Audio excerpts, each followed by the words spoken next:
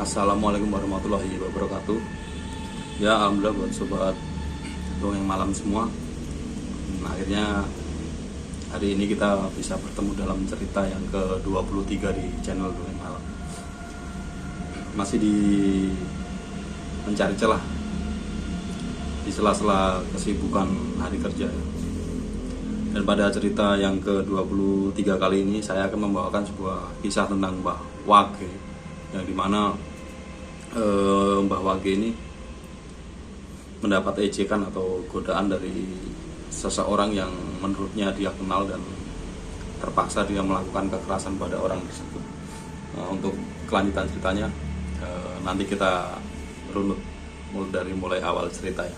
Nah, sebelum cerita ini saya ingin mengucapkan terima kasih pada sobat Dongeng Malam semua yang sudah like, sudah subscribe dan sudah menonton video di channel ini, dan saya doakan semoga mendapatkan rezeki yang melimpah, diberikan kesehatan dan mendapatkan kebaikan di dalam kehidupannya, amin.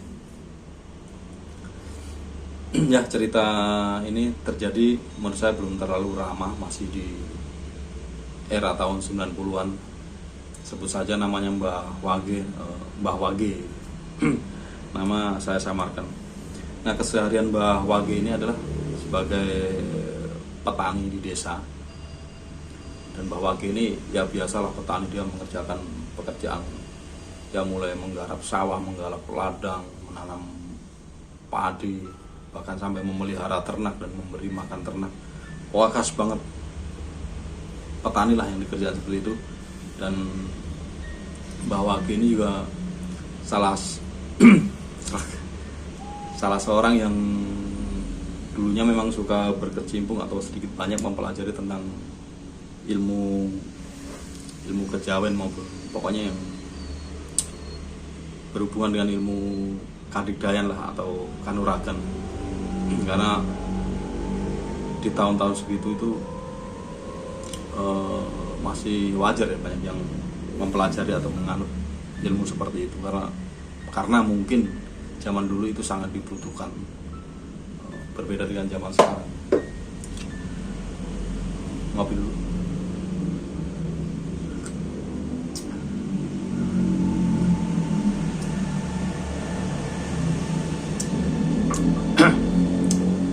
Ya, dan salah satu ladang yang sering dikunjungi Mbah Wage ini adalah ladangnya di luar desa, jauh dari desa dan perbukitan gitu ya, bisa dibilang semi hutan lah.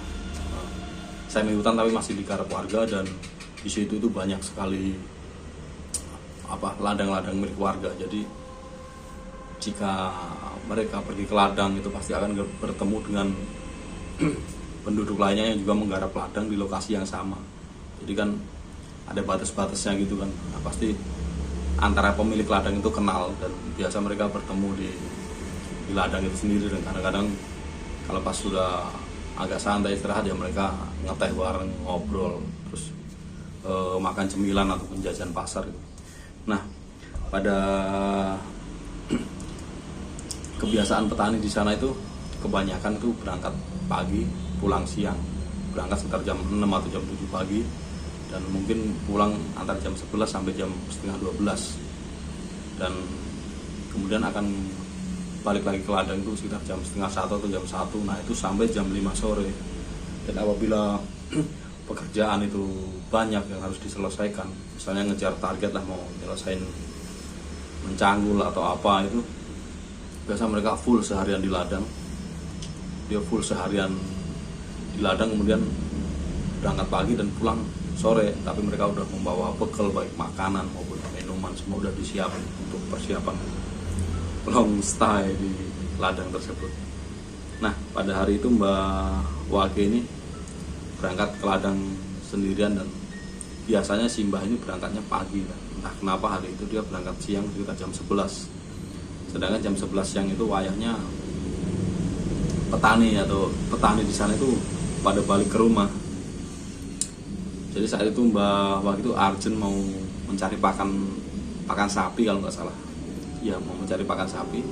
Nah, karena yang banyak daun-daunan itu di ladangnya yang di pinggir hutan itu agak perbukitan itu, jadi Mbah Waki menuju ke sana tuh sekitar jam setengah 12 siang. Jadi di sana itu sepi ya. Soalnya para penduduk udah pada pulang semua. Ya, hanya suara burung, suara jangkrik dan suara serangga-serangga yang shift siang ya, yang shift 1 itu. Shift 1 mau pergantian shift 2 itu aja yang terdengar. Suara serangga itu. Sama sekali nggak ada penduduk lain di situ. Nah, lagi asik Mbah Waki ini nyari campur dia. Ya nyari rumput, ya daun-daun, ya dari ranting dari pohon itu kumpulin. Ya, pas udah dapat, ya dia pas udah dapat itu langsung diikat tuh. Bahasa sana tuh dibongkok ya. Jadi pakan tuh diikat biar nggak buyar kan. Pakan untuk sapi itu. Setelah diikat karena agak lelah sekitar jam setengah 1 kurang siang, setengah 1 kurang itu Mbah Waki istirahat sambil menikmati sebatang rokok lah. Nah, dari arah kejauhan, dari arah barat kan tempat Mbah Waki itu agak tinggi tempatnya, terus ke barat itu menurun. Nah, dari arah barat bawah itu Mbah Waki melihat ada sosok yang berjalan menuju ke arahnya. Sosok orang biasa, dia lihat itu orang biasa.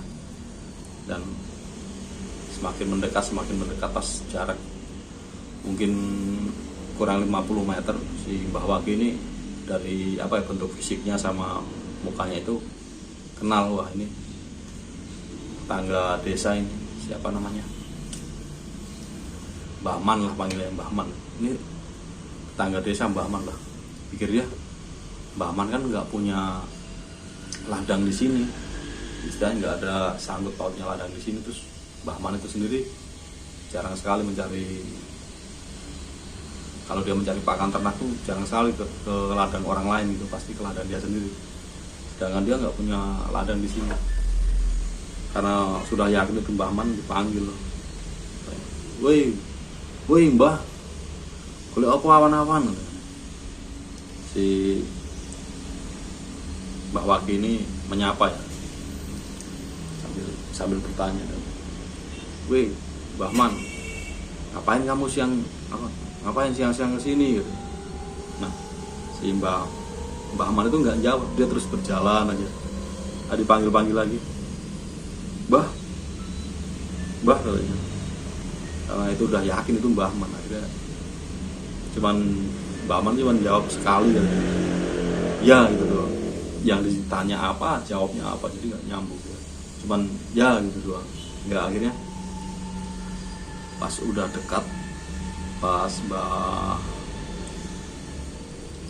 Man udah dekat tuh sekitar berapa ya, pokoknya jarak nggak ada 3 meter lah. Itu emang bener-bener itu wajahnya Mbah Man. Itu melihat Mbah Man, dan Mbah Man itu hari itu beda banget. Jadi mukanya itu muka ngeledek gitu, pasang ngeselin kan, karena dipanggil udah gak jawabnya nggak nyambung. Udah gitu dia masih ngeledek katanya, ya melet ya, maaf ya, mantatin. Padahal Mbah Man ini usianya itu sekitar hampir 50-an ya. Pokoknya sepantaran sama mereka. Nah, dikiranya si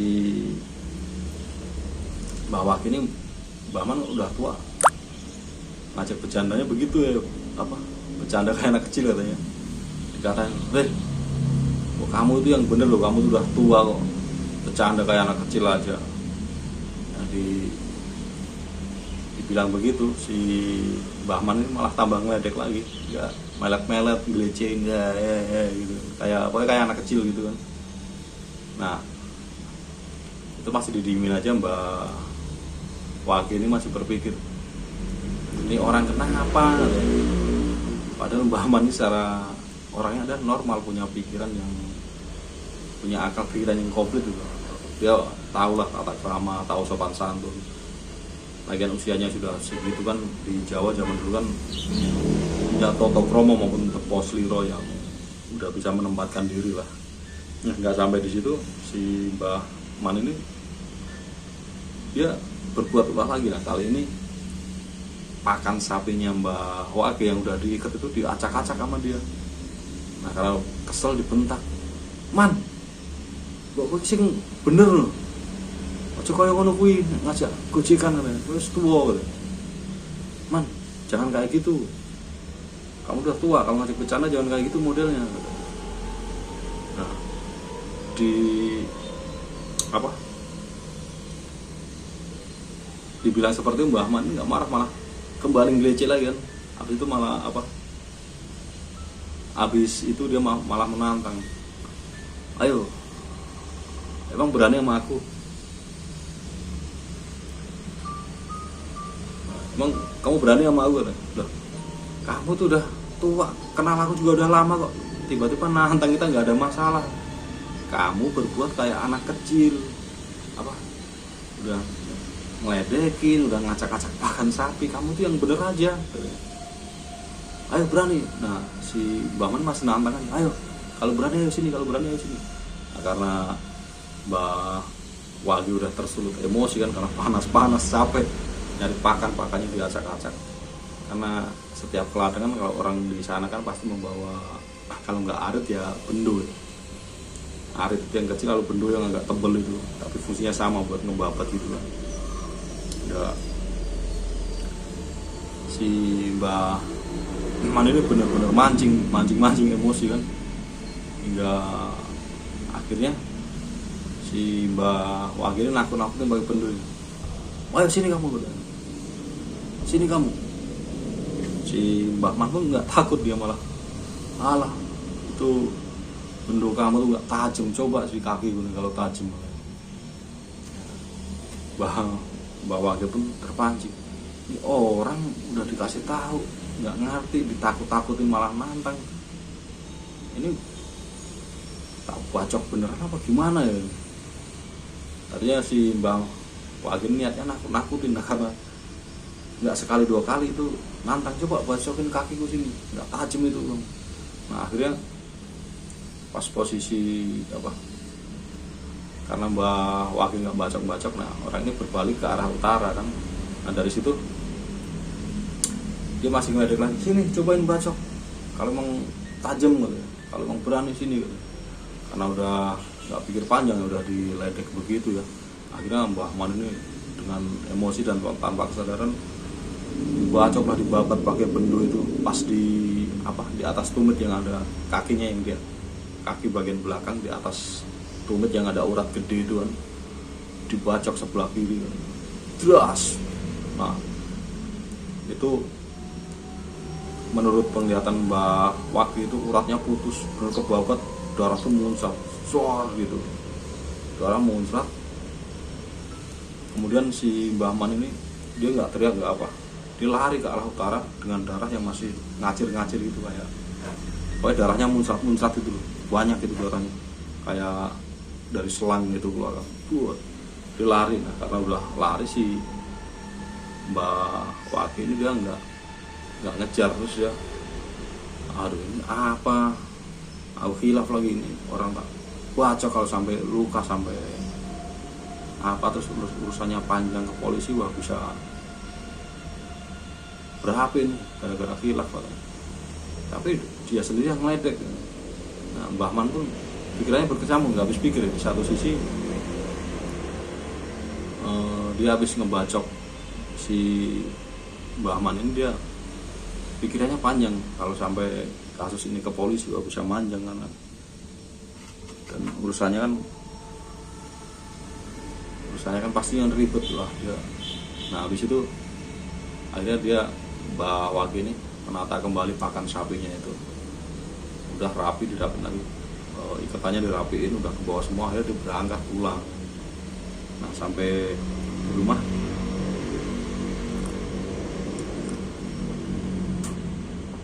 di rumah si Mbah Wagi ini kan pulang ke rumah terus kelihatan capek kan mukanya. Nah, kata istrinya, "Lah Pak, kok baru pulang, cari pakannya lama." "Iya, pada tuh nggak enak kan." "Kenapa? Tadi kan berangkat nggak apa-apa." "Iya nggak tahu nih, lemas, mual juga, panas, campur pusing," katanya. Ya udah, bikinin teh dulu, aku makan dulu. "Nggak usah, aku mau istirahat dulu, bikinin teh yang panas nggak apa-apa, teh pahit aja." Ya udah, habis minum teh pahit, Mbah Wagi ini pun tidur. Dia belum menceritakan apa yang terjadi itu pada keluarganya. Hingga akhirnya sampai sore hari Mbah Wagi ini badannya tambah nggak enak gitu. Wah, istilahnya tidurnya ngeruguh gitu, tidurnya ngeruguh, jadi ngerasain demam itu apa, pokoknya campur aduk. Hingga hari itu Mbah Wagi dinyatakan sakit, dan setelah itu sorenya coba dibawa ditawarin anaknya ke dokter. Ya udah, yang penting ke dokter dulu.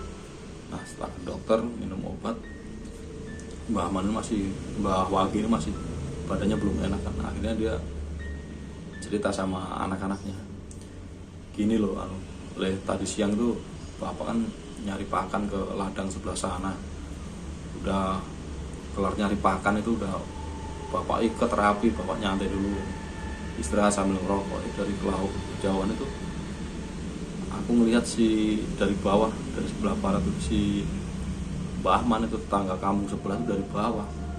Tak tegur diem aja, tak tanya diem aja, cuman pas tak tanya itu nggak nyambung jawab, cuman ya gitu.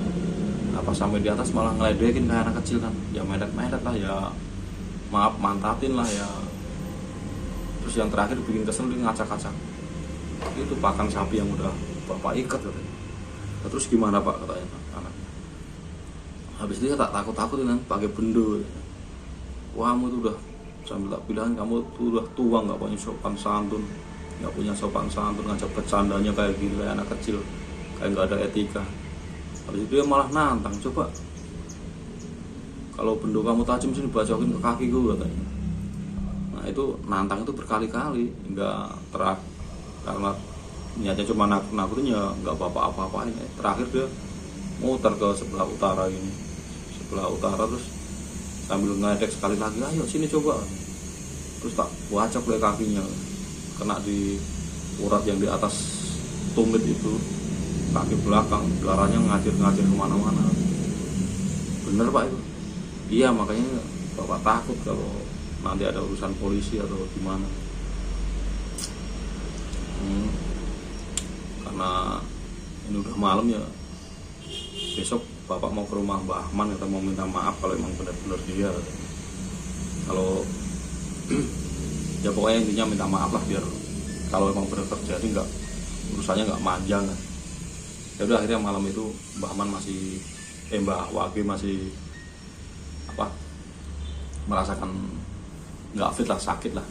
Nggak, esok paginya tuh udah mendingan. Akhirnya dia nekat ngajak anaknya, "Leh, ayo kita ke tempat aku bacok si Mbah Man kemarin. Kita ke sana, terus aku mau minta maaf ke rumahnya Mbah Man." "Oh, apa anaknya? Udah, bapak udah sehat belum?" "Ya udah mendingan." "Bener, kalau udah mendingan jalan, tapi mendingan kalau belum sehat bapak istirahat dulu." Enggak apa-apa, aku penasaran dengan kejadian ini," gitu. Ya akhirnya berangkatlah sama anaknya itu ke ladang tempat terjadinya kejadian itu, si Mbah Wagi ini bacok Mbah Man.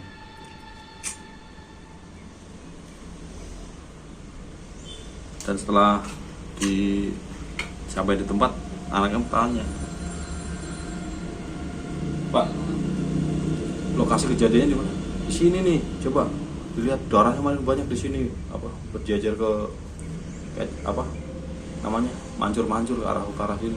Nah, diteliti lah, situ kan banyak ya tanah ya rumput, jadi kalau ada bekas darah masih ada bercaknya kan, merah-merah kering gitu. Hingga akhirnya dicari, "Loh, kok nggak ada Pak ya?" "Oh iya, nggak ada, padahal kemarin bener kayak motong ayam darahnya banyak banget, orang darahnya muncrat sur gitu, ada yang kena daun, ada yang kena rumput, ada yang kena apa namanya tanah. Ini coba dicari di urut ke larinya orang tersebut, benar-benar nggak ada darahnya.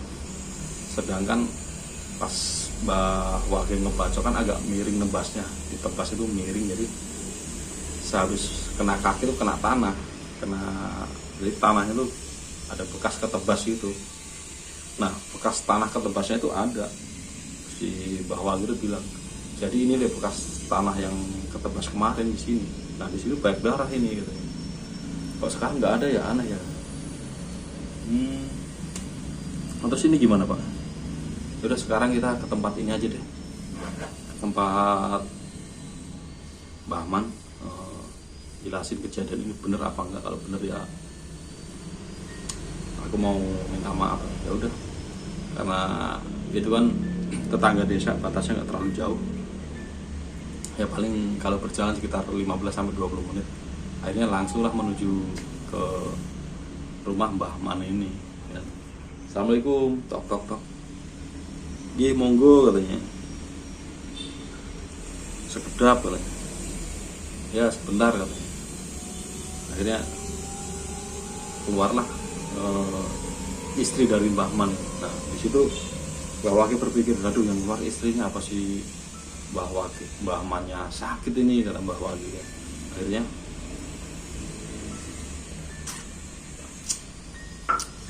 Mbah istrinya pun menyambut, Mbah Wage sama Mas sama anaknya. Ya, ada perlu apa itu? Mbah sini duduk dulu katanya. Oh iya, akhirnya mereka duduk. Akhirnya Mbah Wage pun menceritakan, Mbah, maaf saya kesini tuh mau ketemu Mbah Man, karena kemarin tuh ada kejadian seperti ini, kejadiannya begini di sana gitu. Mbah Man sekarang lagi di mana? Nah istrinya pun kaget dan heran, Mbah Man, Pak, suami saya itu udah pergi ke sebuah kota di pokoknya sebelah utara lah, sebelah utara masih di Jawa Tengah, itu udah seminggu ini loh Pak, udah seminggu ini loh Mbah belum pulang. Lah bener Bu, Mbah Man pergi? Iya udah seminggu ini belum pulang. Biasa kan dia kalau pergi itu 2 minggu baru pulang, kalau udah dapat duit baru pulang. Nah ini udah seminggu, berarti masih minggu depan pulangnya. Mbah Wage pun berpandangan dengan anaknya, loh ini gimana, ini apa ya katanya. Beneran Bu, kemarin tuh Mbah Man ngedek saya di sana pas saya lagi nyari pakan sapi, karena nantangin terus saya udah kesel, udah tak kasih tahu gak didengerin. Akhirnya malah dia nantangin, tak bacok, tak bener bacok, kakinya berdarah, dia lari ke arah utara sini, ke arah rumahnya. Nah, saya juga takut juga ntar kalau diurus hukum saya kan kena. Aduh ya gimana ya Pak, Mbah Man itu udah pergi udah semingguan katanya. Oh ya udah berarti ini memang kejadian di luar nalar kata Mbah Man. Oh ya udah, gini Bu katanya. Ya kalau Mbah Man pulang, saya nitip salam aja ya. Nanti kalau pulang suruh main ke tempat saya mau ceritain. Kalau nggak kabarin saya main ke sini deh. Ini ceritanya aneh banget soalnya. Oh ya udah, tapi bener kok itu Mbah Man udah seminggu ke kota sana belum pulang. Oh ya udah, alhamdulillah juga kalau begitu. Ya ambulan.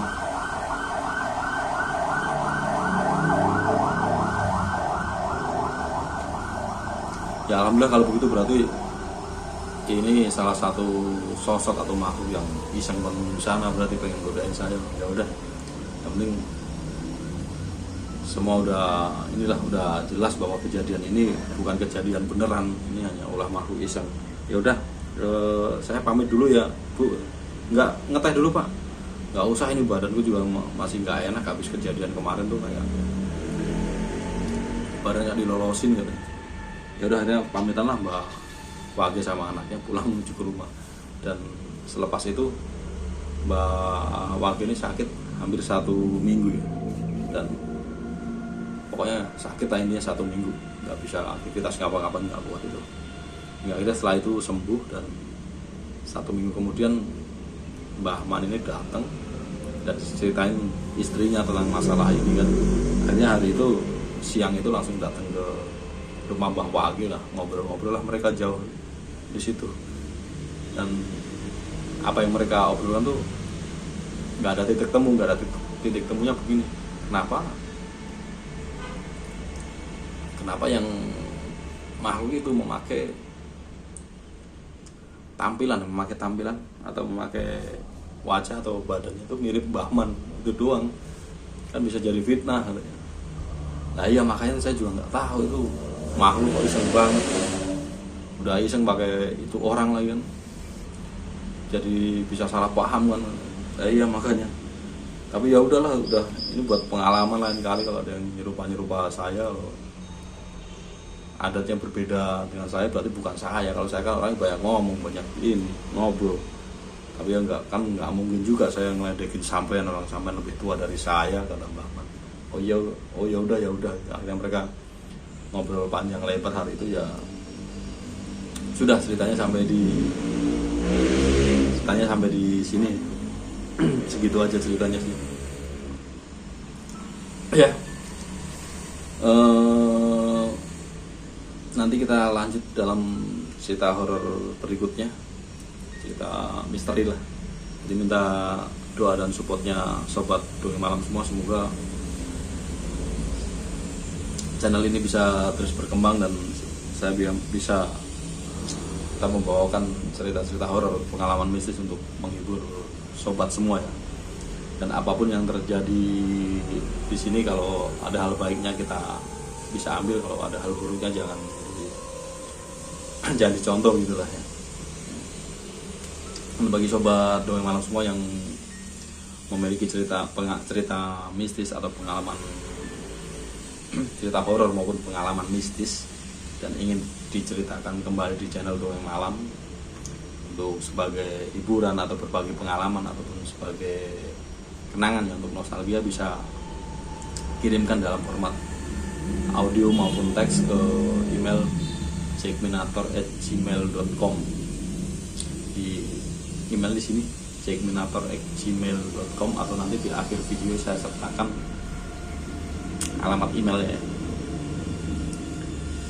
Ya, untuk cerita ke 23 kali ini cukup sampai di sini ya. Terima kasih. Saya ucapkan terima kasih pada sobat semua, sobat Dongeng Malam semua yang sudah like, sudah subscribe dan sudah menonton channel ini. Saya doakan diberikan kesehatan, rezeki yang melimpah serta mendapatkan kebaikan di dalam kehidupannya. Akhirul salam, wassalamualaikum warahmatullahi wabarakatuh. Saya Mas Jack. Salam Dongeng Malam.